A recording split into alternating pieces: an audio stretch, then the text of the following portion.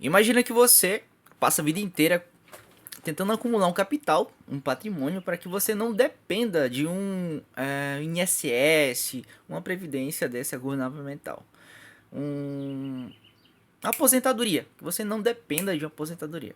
Aí você quer investir o seu capital e você faz investimentos no Brasil na moeda real. Mas você percebe que com o tempo a desvalorização do real é gigantesca.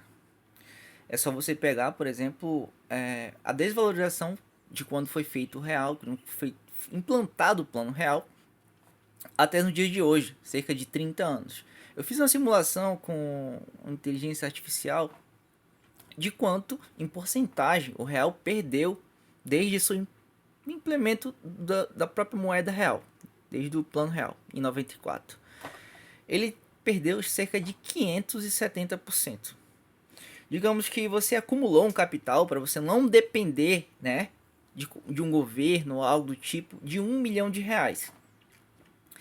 E você tem uma média de desvalorização de 570%.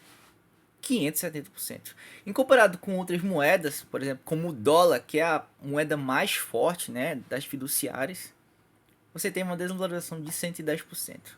Ou seja, muito menor. Então, você trabalha um mês inteiro para tentar acumular um capital, sobreviver e viver. Na verdade, você quer viver de verdade, mas você não consegue. O seu poder de compra é totalmente diluído pela inflação e pela moeda fraca que nós temos. Isso é tão nítido que se você for, por exemplo, para um país que tem uma moeda forte, como o dólar, e para os Estados Unidos, qualquer trabalho braçal comum, você vai receber muito em comparação ao Brasil.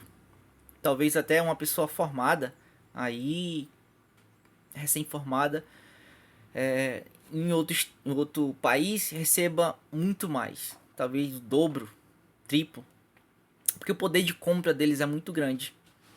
Porque a moeda é muito mais forte.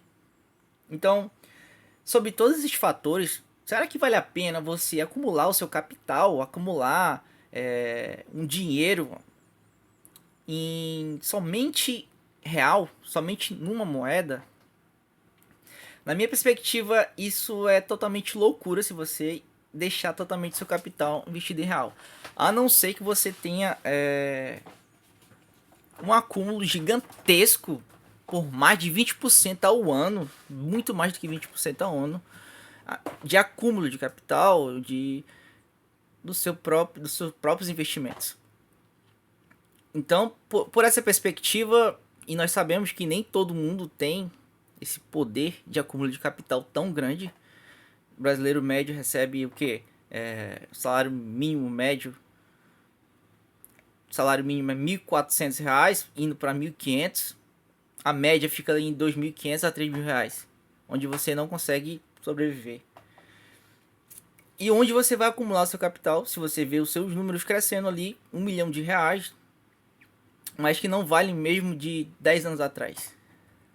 E se você fizer uma projeção, então eu pedi para o ChatGPT fazer uma projeção aqui da desvalorização, seguindo a média que estamos tendo. Então, ele pegou de quando que era o seu poder de compra do real em 94 até os dias de hoje. Então eu pedi para ele fazer uma previsão daqui 10 anos. Ele fez uma previsão de que em 10 anos, hoje o dólar está valendo 5,70, em 10 anos o dólar vai valer 10. Você entende o qual isso é libertador? Saber dessa informação, que você não pode deixar investir somente seu capital nesse país, nessa moeda.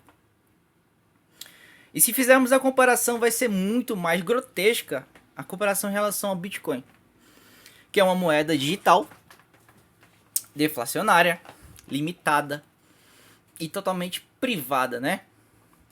Digamos que Fernando Collor não conseguiria confiscar as nossas carteiras digitais, pelo menos até o momento. Então, é de suma importância, além de você fazer investimentos, que já é uma vitória gigante, e para não depender somente de previdência privada e do governo, mas você investir em outras moedas fiduciárias, como o dólar, por exemplo, que é a moeda mais forte no momento, e, consequentemente, criptomoedas e Bitcoin, onde você vai realmente ter um acúmulo de capital, uma valorização gigantesca em relação a qualquer moeda.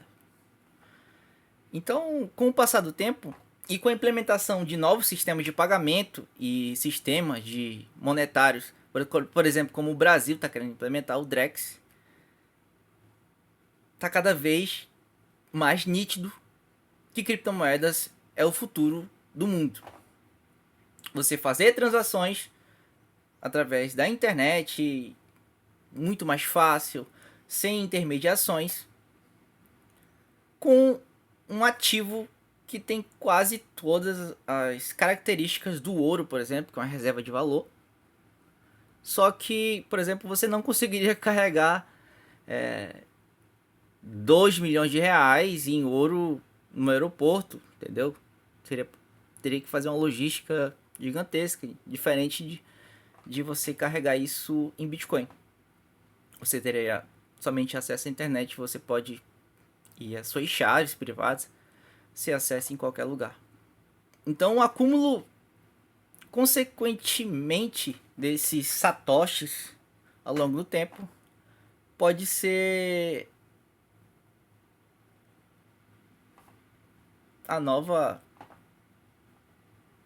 os novos milionários daqui 15, 20 anos. Além do que já são hoje, que acumularam. Claro, nem tudo é certeza, mas está cada vez mais nítido que os governos não têm noção do que fazem com o dinheiro e da economia. E eu, como libertário, não confio nem um pouco em um governo que não consegue administrar as suas próprias contas. A gente está chegando aí uma dívida pública de quase 80% do nosso PIB. Estamos batendo recorde todo mês de imposto. Então eu montei meu computador totalmente comprando fora, né, na China. Passei 70% dele das peças, comprei na China, sem taxa. Um valor que eu poderia, eu acho que foi 30% de desconto se eu tivesse comprado aqui no Brasil. Ainda teria que pagar o frete. Enfim, uma carga tributária gigante. E agora também foi taxado. Estão taxando todas as compras online. E mesmo assim, eles não conseguem tapar o buraco da dívida pública. Eles não estão nem no 0 a 0, eles estão quase em déficit. E mesmo assim, tem uma galera que defende que cada vez mais o poder do Estado. E eu não entendo. Beleza? Então, a real é que eu tô me aprofundando cada vez mais no estudo de criptomoedas, da blockchain. E eu acho que esse é o futuro. Beleza? Espero que tenha entendido a mensagem. Esse é o meu pensamento nesse momento. Se eu estiver me vendo aí no futuro, olha aí como é que eu estava. Beleza? Valeu.